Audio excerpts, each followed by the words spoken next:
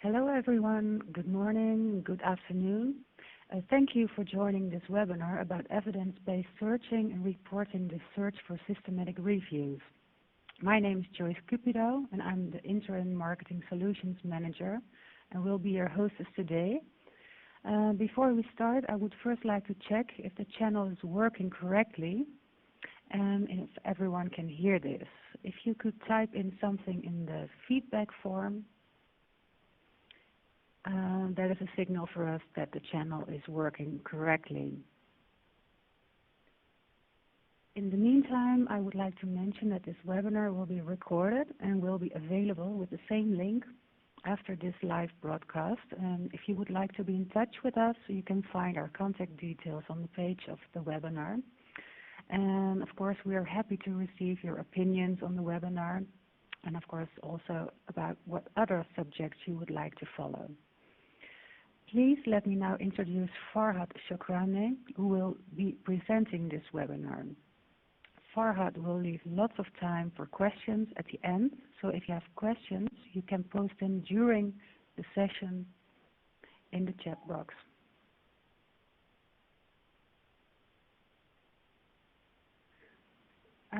Farhad, thank you for joining us and for hosting this webinar.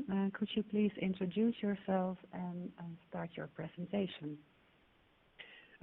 Thank you, Joyce. My name is Farhad. I'm a medical librarian. I've studied medical library and information science in bachelor and master degree and worked for a short term as clinical librarian in emergency department. Then I joined Research Center for Pharmaceutical Nanotechnology for a couple of years, where I had the chance also work as publication officer for indexing over 20 journals in different bibliographic databases. So I joined Cochrane about 5 years ago, and I continued my practice with searching for systematic reviews that I started about 15 years ago. And I'm working as a volunteer with 14 different Cochrane groups since about 2006. And I'm here today to share part of my experience from my own practice with you. So this webinar is about the methods of searching for systematic reviews and how to keep it evidence-based. So we are going to have a brief introduction about the process of systematic reviewing and its steps. We are going to have some learning about evidence-based search methods and sources of evidence. And finally, I'm going to present you how to report your search methods to make it reproducible and how to share the results of your search. So we have 14 different types of reviews. There is a paper called Typology of Reviews, if you follow. And the main idea behind reviewing the literature before going for search is that if you are going to do a research, it is very important that you should have done the search before that. That's why we call it research. It means you've already done the literature search.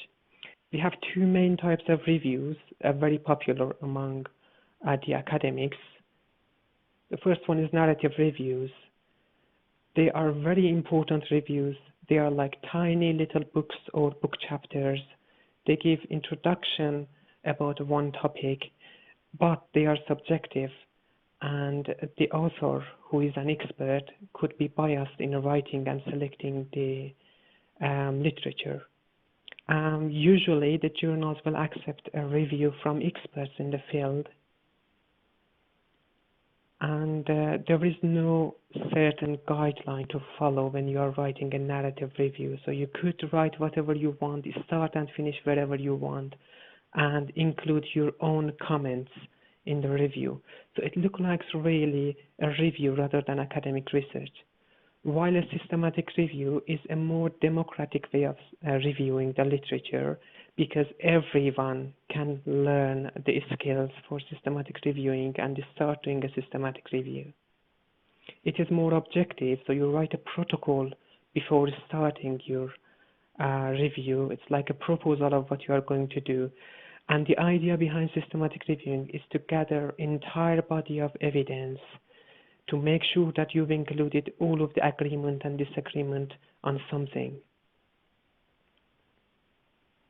It's mainly designed to answer a specific question. Also, it is not limited to a specific question. It could be broader. It is step by step. And usually, it looks like the research rather than a review. And the one major difference that a systematic review has with narrative review is that you usually must have more than one person in your review team so that you could check and double check your works to make sure that you reduce the error and your personal bias. In between these two, yeah. We still see one slide. Is it possible that you share your screen or you go through your slides? I've already shared my screen. I could try to do it again, maybe.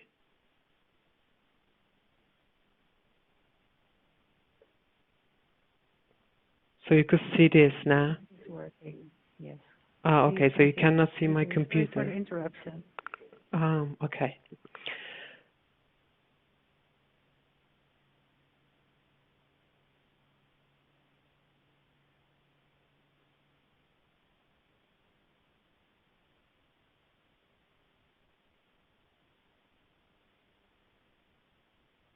Okay, I need to just go a few clicks.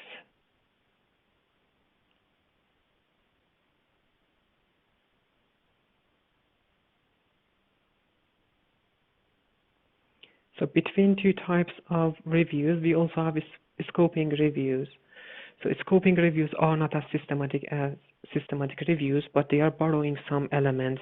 So we do scoping reviews usually before doing a systematic review to make sure that there is enough amount of literature out there to do a systematic review, or we do a scoping review to revise our research question.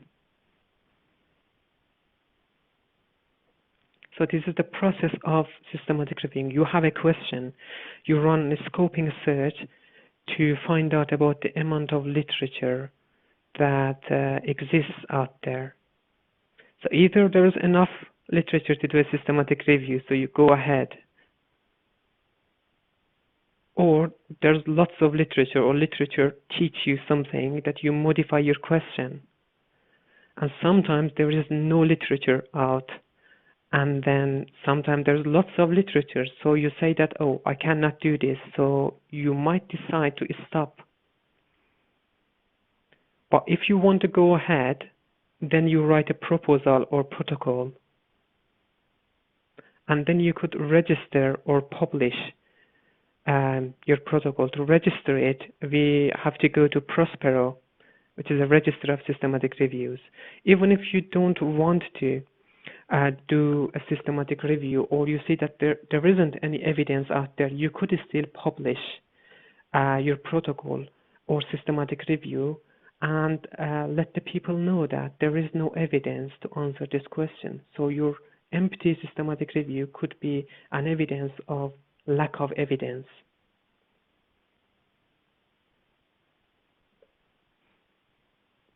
So after you finalize your protocol and either you published or registered or not, you go for searching. You get the search results and start screening them to find out which ones are relevant, which one of the literature, and then you go for extracting the data from the relevant literature. Depending on your plan and the characteristics of the literature that you have, you might decide to just summarize the literature. If you are dealing with quantitative data, you might end up doing meta-analysis. If you are dealing with qualitative data, you might perform meta-synthesis. And at the end, you report your findings like any other academic research. So many systematic reviewers stop right here, but some of the systematic reviewers, like the ones who are working with Cochrane, after a few years continue to update their systematic review because they know that there will be new literature out there. So they get back to searching.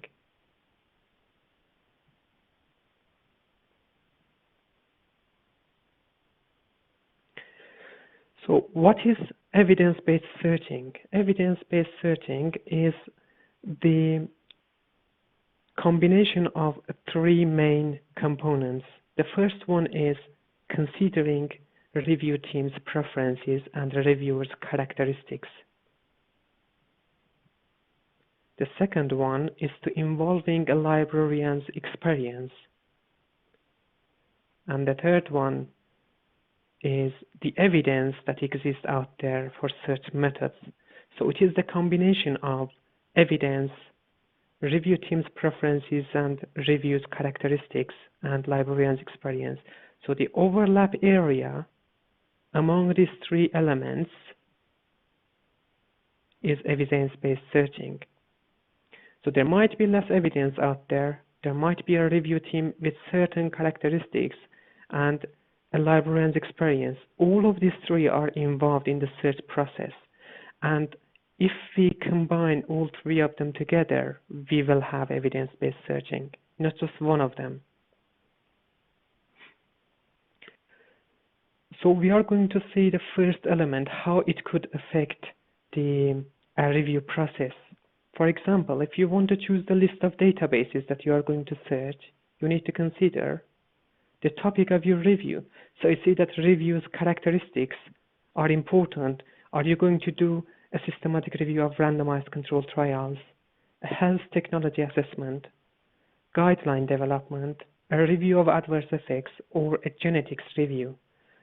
So it will tell you, the review itself will tell you what databases you need to search.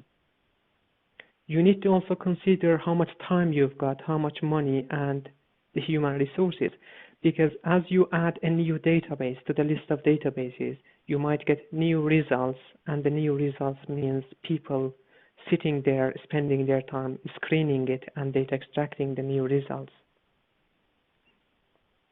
It also depends on funders or granting bodies' criteria. Sometimes the people who are giving you the grant, they will ask you to consider certain criteria in your search. If you are following international guides, then that is effective factor as well. So it's a contributing factor if you are following the JBI manual or Cochrane handbook. It also depends on your access to the databases, so the resources that you have in your hand. And minimum requirement for publication, because some of the journals actually will tell you what databases you need to search if you want to publish your systematic review in that journal. And there are other factors as well.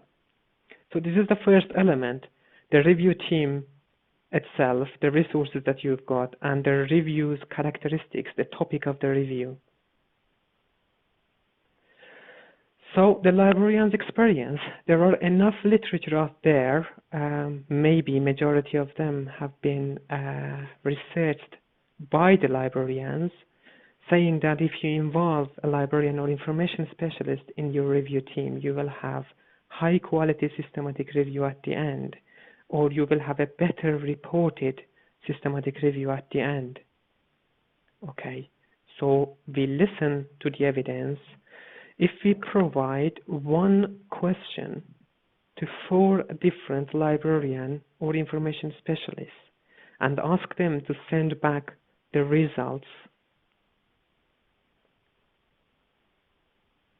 this is what will happen. Librarian A will get 6,000 results, Librarian B 5,000, Librarian C 20,000, and Librarian D will not give you the set results, and you will see why.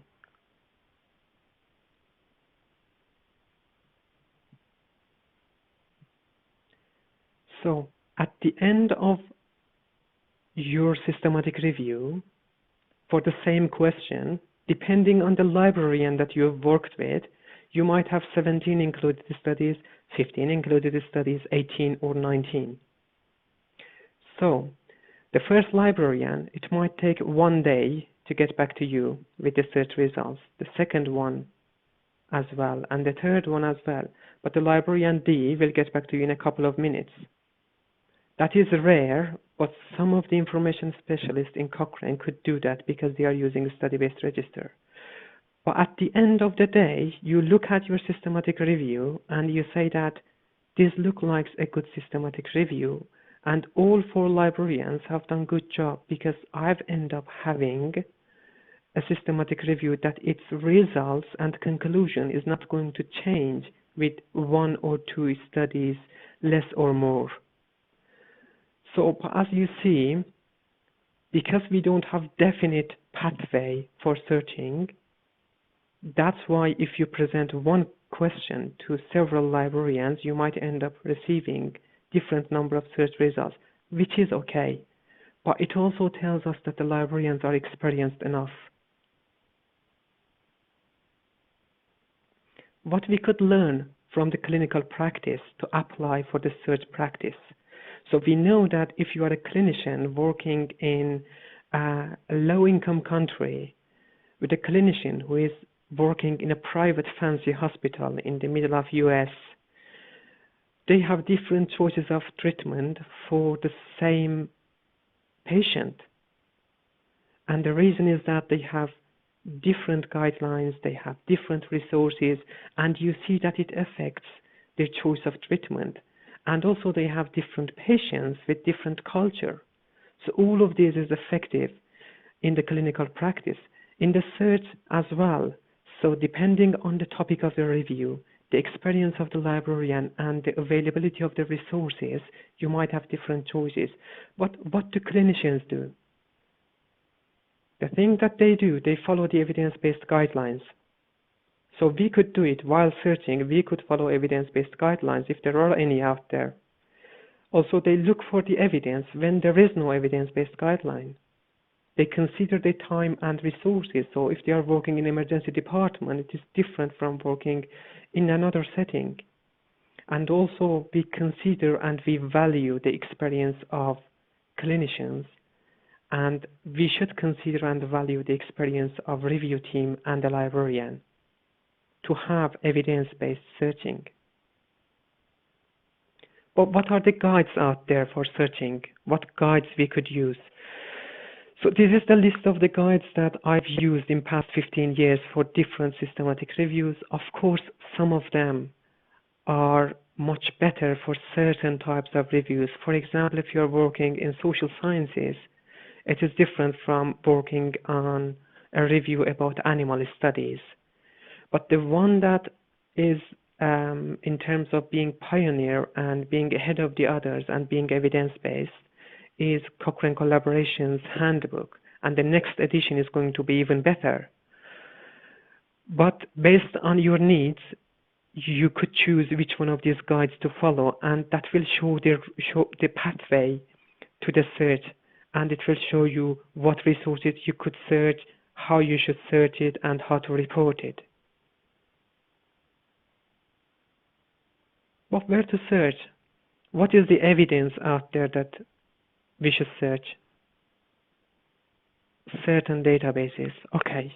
So some people say that if you are doing a medical healthcare systematic review, you should search Embase and MEDLINE. Of course, as a librarian, majority of us know that that is true. But we have some evidence about it, but still the experience tells us that yes, if we search these two, we are going to get majority of the literature. But if we search only MEDLINE or only Embase, will it change the conclusion of review?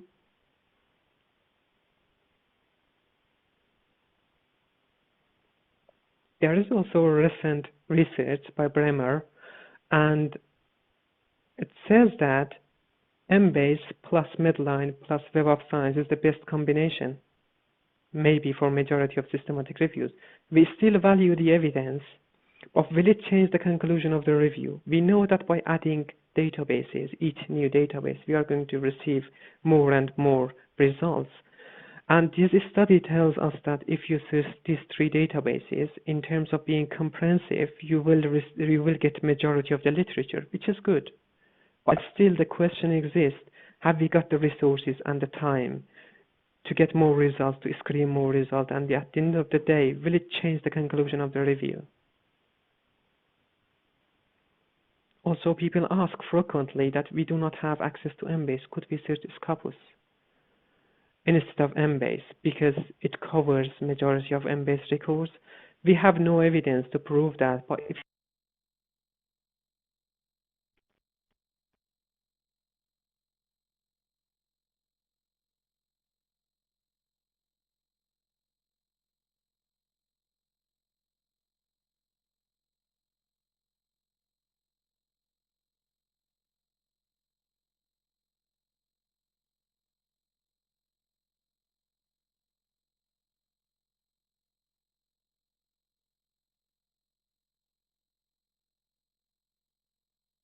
Hello, I'm not sure if we still have a connection. If somebody hears this, can you please leave a message in the questions from the audience or the feedback?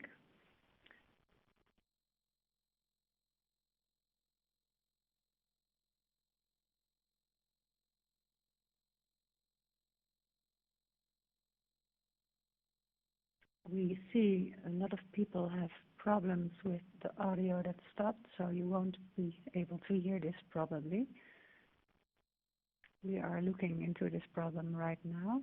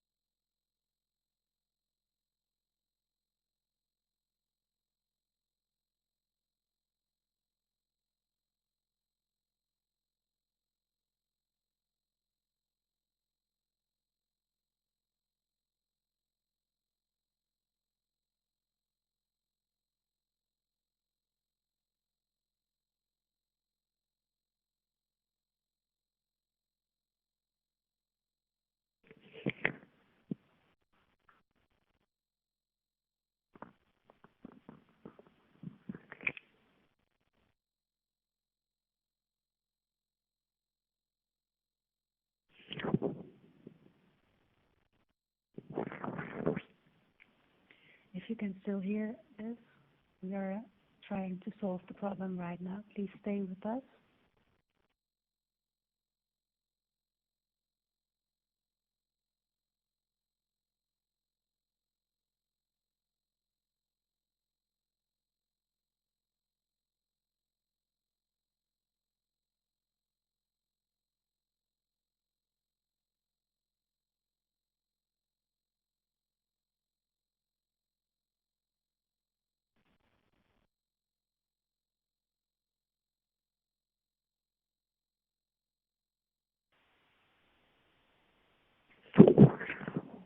hello, can you hear me now?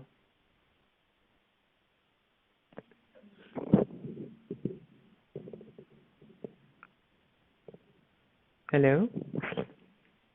Okay, you can. Okay, thank you so much. Sorry for the interruption. I don't know what happened. I've never used the system before. So I will continue. Sorry to interrupt you. We hear you again. Okay, good. Yes. Did you notice the sound went off? Do you know where the sound went off so you can... Yeah, I stopped it because I realized that, there was a beep, so I realized that you cannot hear me. So I continue with Scopus. So there is no evidence that we could search Scopus instead of Embase, but if you have no choice, if you have no access and there is no way that you could get access to Embase, then you have no choice. So you have to go ahead and justify that because we think that it covers majority of the records in Embase, we use Scopus. But we know that it doesn't support Emtree, which is the big important asset to Embase. So can I search Embase alone instead of Medline plus Embase? Because in 2010, there were news that Embase is covering all of the titles from Medline. Well, we know that there was news like that, but okay, since 2010, LAM did a study, and it shows that the practice of searching Medline plus Embase has not been changed. So people follow searching both of them. And BRAIMER's research recently added the assurance that yes, we need to search Medline and Embase, not just Embase alone.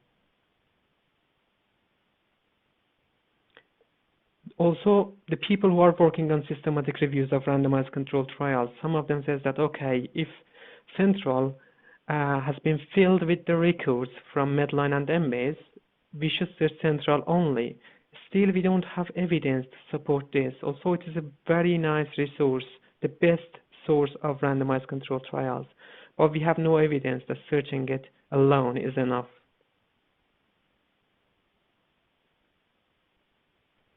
And then, what interface to choose for searching Medline? Should I use PubMed or should I use Ovid? Well, there is some evidence, which is a bit old, telling that PubMed is more sensitive. Also, there is another evidence from Duffy telling that actually PubMed is good for supplementary searches for Medline.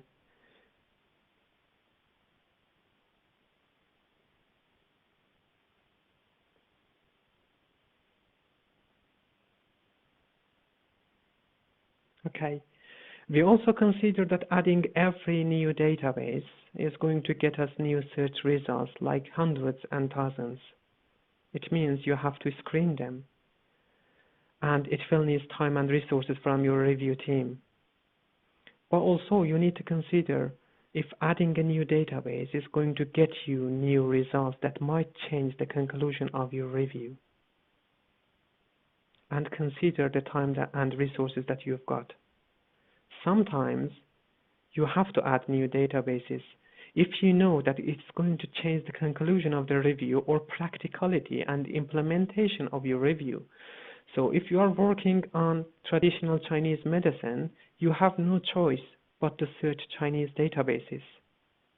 And if you are working on a systematic review to implement a care plan for people with serious mental illness in low and middle income countries, then you have to look for the resources and databases from low and middle income countries as well. But where to start the search? I would say Embase, and I declare that I have no conflict of interest and I have not received any financial or non-financial reward from Elsevier for telling this. But why? Firstly, because of Emtree. It is very comprehensive, and my experience tells me that it is the best source of collecting the concepts and search terms. It has been developed based on manual indexing based on the full text of the papers. It has semi-automated indexing for in-press records and conference proceeding. That's why it indexes faster than Medline, and it indexes the new concepts and new terms faster than Mesh in Medline. It is also good for drug and device-related searches and covers almost all of Mesh. Of course, it doesn't cover exactly the Mesh that we have, but it has all of the terminology as either concept or as synonyms of the concept. And finally, it is indexing faster than Mesh because it gets updated between 3 to 4 times per year, but Meshes gets updated once a year. And then how to search Emtree. There is a guide from Glanville 2015. If you search for Pruning Emtree, you will find a guide how to search it properly. So when you are going to translate your search to the other databases, it is much easier because you've already collected the majority of the concepts, including the mesh terms and the synonyms. So that's why translating will be easier.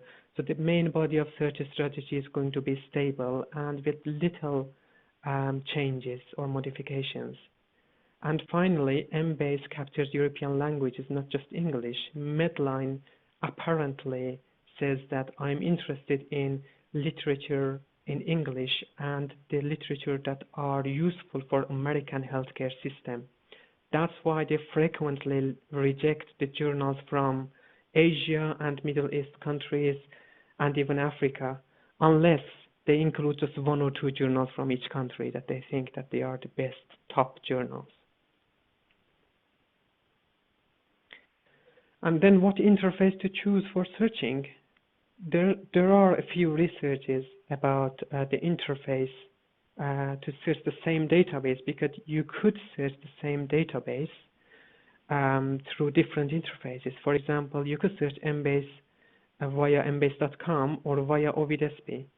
And Fortier investigated it in 2013, telling us that there isn't much difference in terms of facilities getting the search results, but embase.com is more user-friendly and easier to use.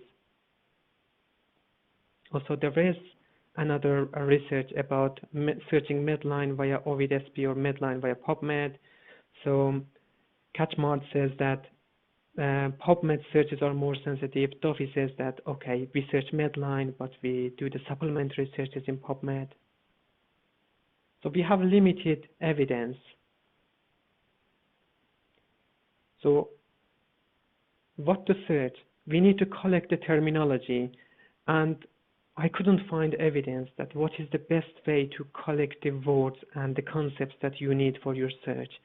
But the experience tells me that if you look at the other systematic reviews in Cochrane Library, using Epistemonikos, PROSPERO, or searching your query in PubMed and adding systematic SP at the end of it to get the systematic reviews or literature reviews. And use this search strategy that have been used in systematic reviews. If you don't have access to systematic reviews, look at the reviews, textbooks, and online resources for the relevant terminology. If there is no reviews, ask experts, because we know that experts are writing the reviews. And then you could use brainstorming in your review team, because you will have experts in there. You could run scoping and test searches to see if you are catching new terms. And at the end, to collect words, TerMine and PubReMiner are two tools that using text mining methods, giving you some new terms. To collecting the concepts, we usually use controlled vocabulary. So these are mainly the topic of the papers that have been indexed by librarians.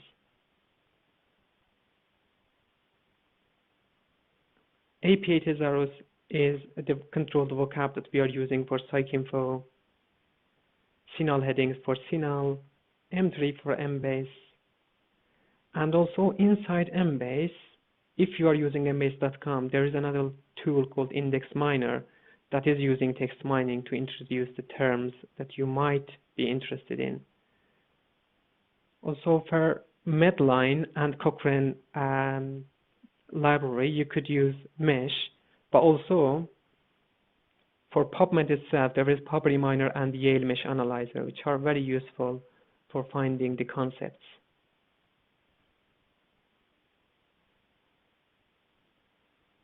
So how to search? If you have access to search filters about study designs or any published search filter or designed and tested search filter, the advice is to use them rather than reinventing the wheel, or as Andrew Booth says sometimes, reinventing a flat tire. So it is better to use what exists and test it rather than inventing it again. For example, how to exclude animal studies. There are guides in Cochrane Handbook, and there is a Zengas filter for Embase. How to search for RCTs. Also, there are at least three search filters for 3 databases in Cochrane Handbook. Should I search outcomes? Well, the research says that reporting the outcomes in searchable parts of the paper is poor. So if you search for certain outcome, you will just get the ones who've reported it properly, and you will miss the other ones. So the advice is that if you have a clinical question that you know the problem and interventions, try not to search for the outcomes. Just combine the problem, healthcare problem, and the interventions.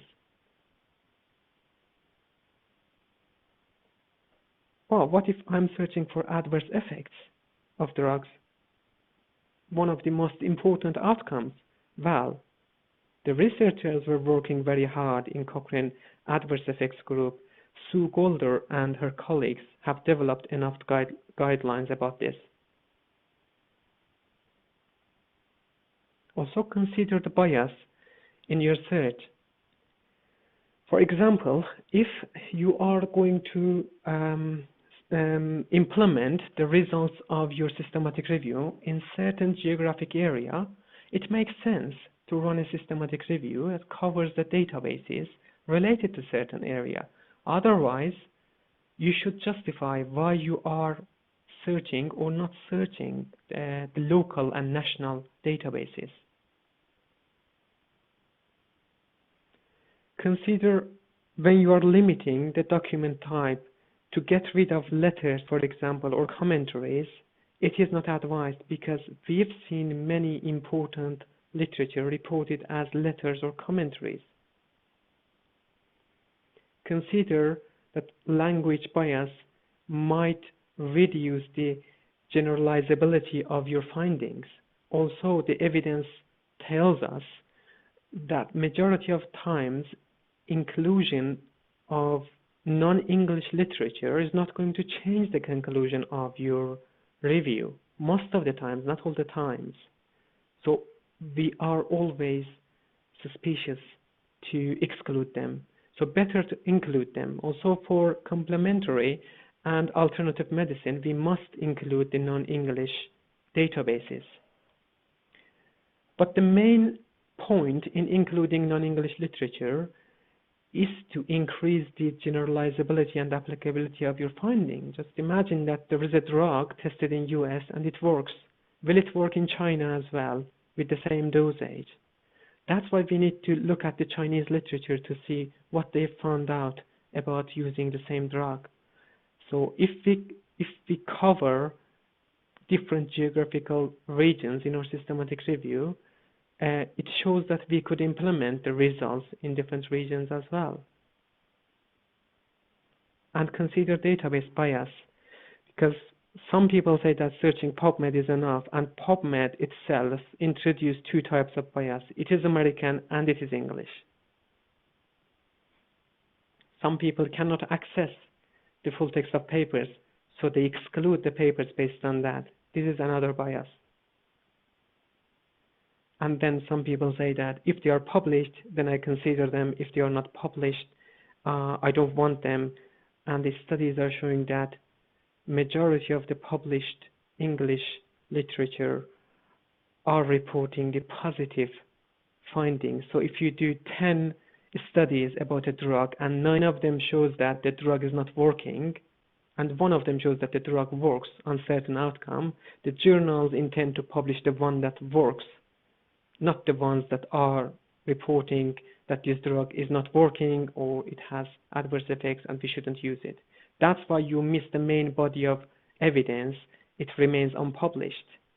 There is a bibliography about the searching unpublished literature.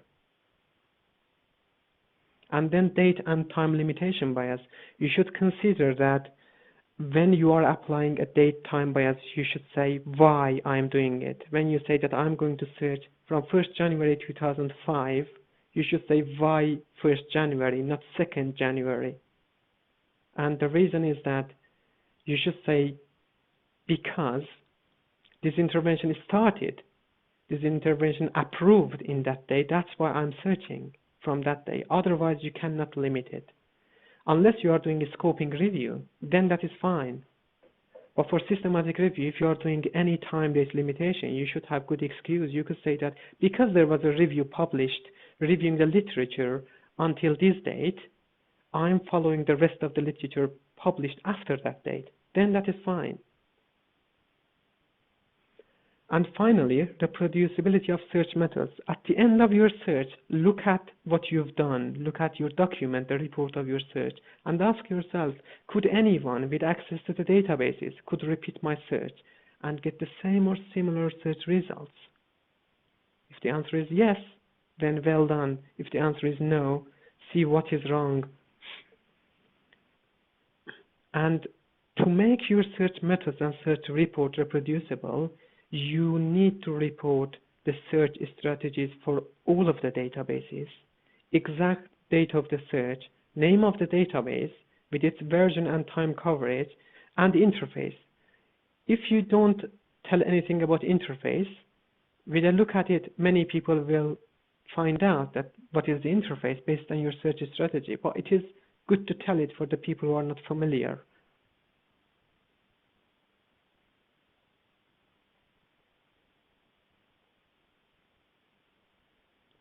And finally, that was the reproducibility. This one is replicability. So the question is, if someone could be able to reproduce your search, will they be able to get the same or very similar number of results? Not just the numbers, but also content. So getting the same number of results and getting the same results or very similar. And I'm telling very similar. The reason is that we have no control on databases. So there might be new records added to databases. So we could limit our search date to make sure that we are repeating the exact search that has been reported. But still, databases are changing their records. They are updating them. They are creating duplicates and update records. They are changing their controlled vocabulary. Sometimes they change their syntax, database name, and field codes. And sometimes there are technical errors and issues in databases. That's why we might not be able to get exactly same results, but very similar number of results. So this is a paragraph from a published paper that I couldn't call it a systematic review, maybe a scoping review. But if it was a search for systematic review, if you look at it and read it, you could recognize certain aspects and biases. I give you 1 minute to have a look at it.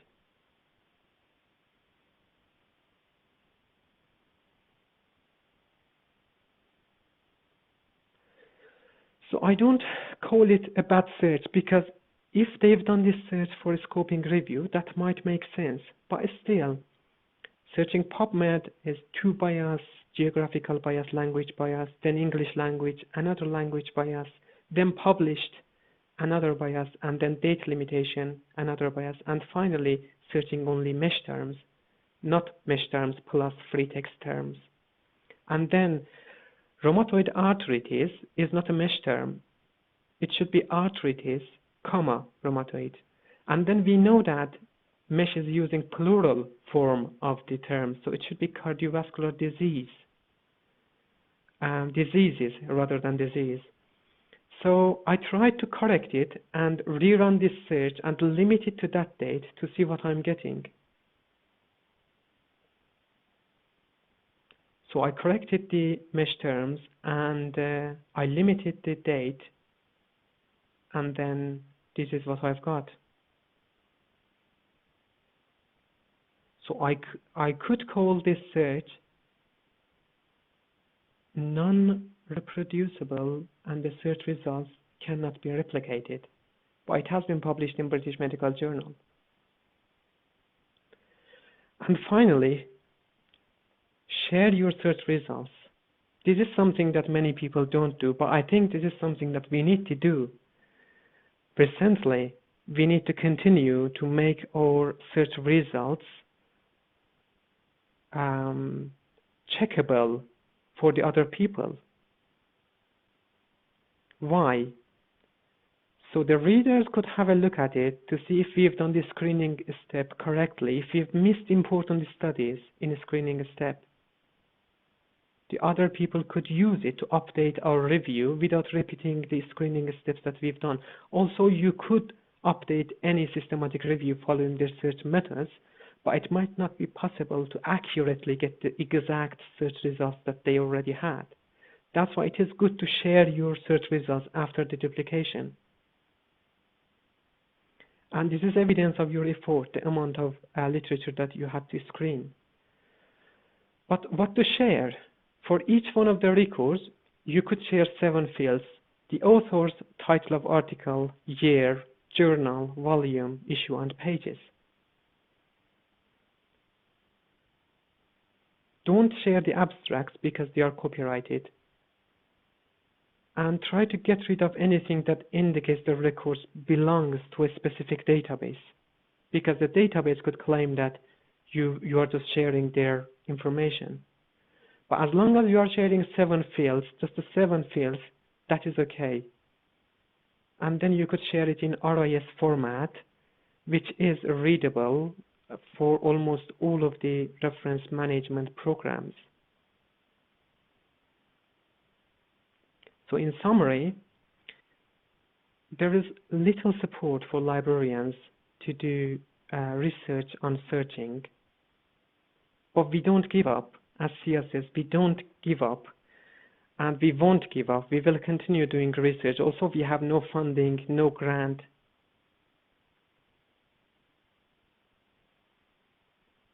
And then, librarians and information specialists are search methodologists. And search methods are part of research methods if they cannot be repeated and replicate the same results, then your research and your systematic reviews is not a research. We should share our search methods, and it should be reproducible. This is the same about the search results that are part of research results. They could be shared, and they must be replicable. There are some useful resources that you could use in your practice. There are search filters from ISSG group. There's SureInfo that have the evidence about health technology assessment. There's a book from Andrew Booth, the best book that I've seen about searching for the literature. There's MedTerm Search Assist from Pittsburgh University colleagues that includes search strategies for each term or concept. Also, there is a paper from How Much Searching is Enough, introducing 8 different approaches to search. You could ask questions on ResearchGate and add systematic reviews tag to it, and there will be people, librarians, systematic review experts answering it. And feel free to contact me if you had any questions. I'm going to show you a few examples if I could share my screen. I don't know if it is possible, but I will try. Okay. Can you see my screen now? Yes, we can see it, Farhad. Okay, good. So this is one of the searches that I did recently for network meta-analysis on autism. And this is the way that I've reported it. I just highlighted some of them. So it is the search date in here, and I say that there was no time, date, language, document type, publication status limitation. I list the databases with the date coverage. And then here I say that we followed the Cochrane handbook and Messier for conducting the search, PRISMA guideline for reporting the search, and PRESS checklist for peer reviewing the search strategies. Keywords were collected through experts' opinion, existing recent surveys, so I had access to a survey. And then controlled vocabulary of different databases, and I say that I use text mining using Yale Mesh Analyzer. And then I reviewed my primary search results. This is how I got my terminology. And then when I was using Embase, I used Pruning Emtree, a document published by CAT, to search Emtree, to use Emtree properly. And then I used Eisenger's animal search filter to remove non-human search results in Embase. And I used search filters from Cochrane handbook. And because of poor reporting of outcomes, I did not include any outcome in the search. So I've cited all of the literature, like 13 references, to make sure that my search methods have been supported by documents. And then I drafted a PRISMA for the research team. Of course, I drafted it until the de-duplication step, and then I reported the search results and the references for my search methods, and finally search strategies for each and every database so that people could repeat these searches. I could show you more examples. For example, this one is from Japan, and because of the topic, which was forest bathing or Shinrin-yoku, I had to search 2 Japanese databases. The main Japanese medical databases, Ichushi, I think, we didn't have access to it, so I used the closest one that we could find for the Japanese literature. Of course, the review team helped me to write this down. I couldn't speak Japanese. But anyway, what I'm saying is that try to follow the existing evidence when you are writing your search methods, and that will help you to have better methods, and try to make your search methods reproducible. I think I'm done. Could you stop sharing? Okay. Okay. Farah, thank you very much. We got a lot of questions. First, the question that came up a lot is, will you share the slides? Yes, we will, because there is also your email and all the information in it. And yes, there will be a recording available with the same link. Let me have a look at some of the questions now. Farhad, what would be the definition of the protocol? What should be included in the protocol? For example, is a protocol a search string, or is it a publication on a planned review, meta-analysis? Oh, I see. So if you are writing a protocol for a systematic review, it includes your PICO question, or depends on what your question is, and you start detailing every single concept in your question and the methods that you are going to use to collect this information, which is searching, how to screen them, how to data extract them, and how to analyze them. That is the systematic review protocol. But if you are writing a protocol to do the search, that will include the list of the databases that you are going to search, the search strategies for at least one database, and then any kind of limitation that you might apply on your search. Yeah? Okay, thank you very much. On the subject of the Chinese databases, how does one do a systematic review of articles only in Chinese language if they can't speak or read Chinese? And is it impractical to get an interpreter due to the volume of articles? That is totally correct. So what we've done in our group, we are outsourcing it to a company.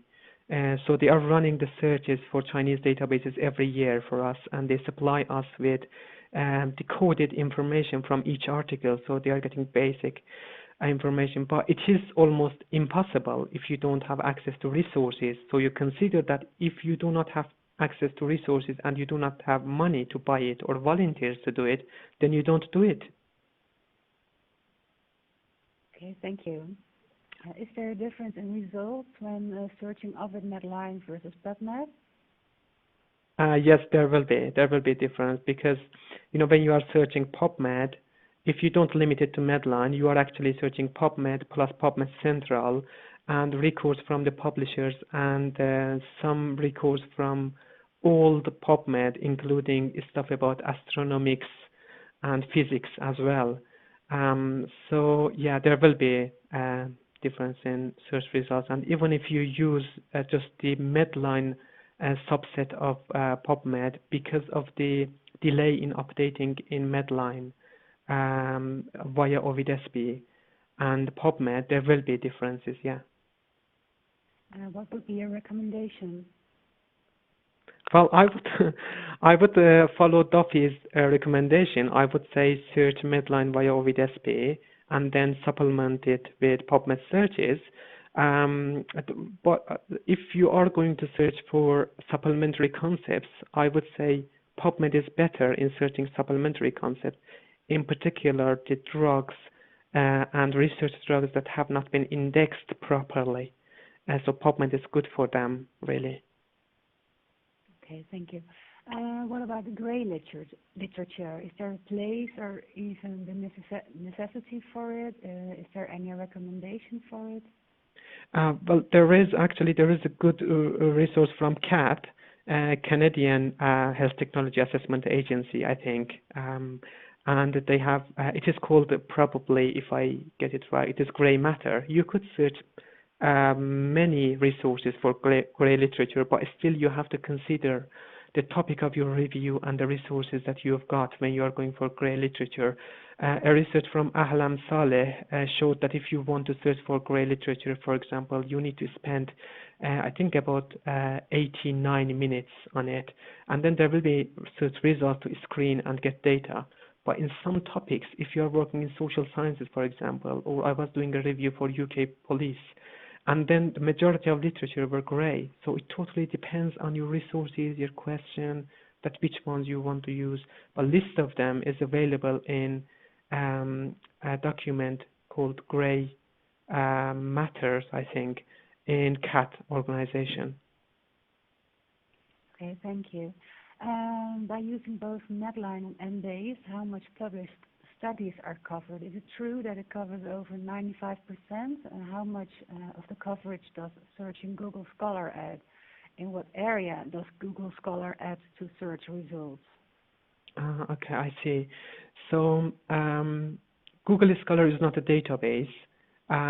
Searching MEDLINE and Embase in combination, depending on the topic of your review, totally it depends on the topic of your review, will cover enough literature for you to do a proper systematic review, of course, but it totally depends on, again, the topic of the review. If you are doing a review about sex offenders, probably it will not cover enough for you. So it depends on the topic. If you are doing a drug research, I think that will be enough to search these two for the published literature. Yeah, Google Scholar is good for two purposes. I'm using it. First, if there are good literature, I'm checking their citations in Google Scholar to find out more literature. And then for finding the grey literature, it is a good source because it is indexing many academic websites and academic literature that are not being indexed in any of the databases. By using it as a unique resource, I won't recommend it. I recommend it as a supplementary source if you have time and resources, again. Are there any published strategies available for searching for specific types of adverse drug reactions? Statistic types of, sorry? Sorry, I have to go back to the question. Are there any published strategies available for searching for specific types of adverse drug reactions? Oh, yes, there are. Actually, if you go to Cochrane Adverse Effects, they've done loads of research. I actually used a couple of their publications to develop a search, and I really enjoyed the details that they've put in the work that they've done. They've published a few search filters. Just go to the Cochrane Adverse Effects and you will find enough literature to support the answer to your question. When would you add Scopus to Embase and PubMed? Would you please repeat? When would you add Scopus to Embase and PubMed? Well, I would say personally, if the review team agrees and if I'm doing a research on social sciences, I will add Scopus to Embase and PubMed or MEDLINE. I personally will do that. Yeah. Okay.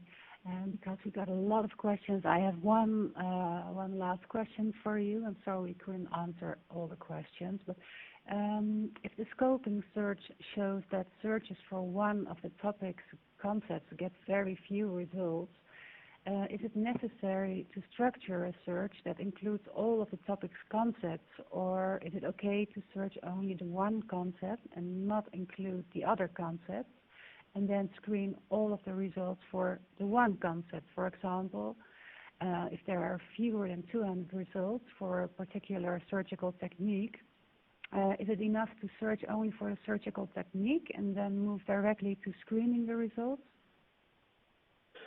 Well, I would say that combine your concept with the search free text terms, not just the concept. And then it totally depends on your need and your goal in doing the review. If your goal is to just get the literature about just one surgical technique, then yes.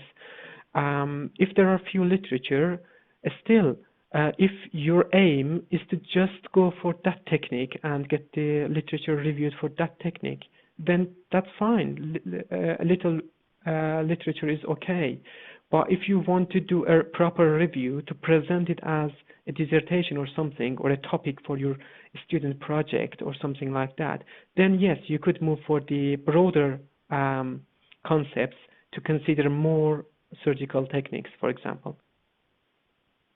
Okay, thank you, Farhad, and thank you, audience, for waiting when the sound went off.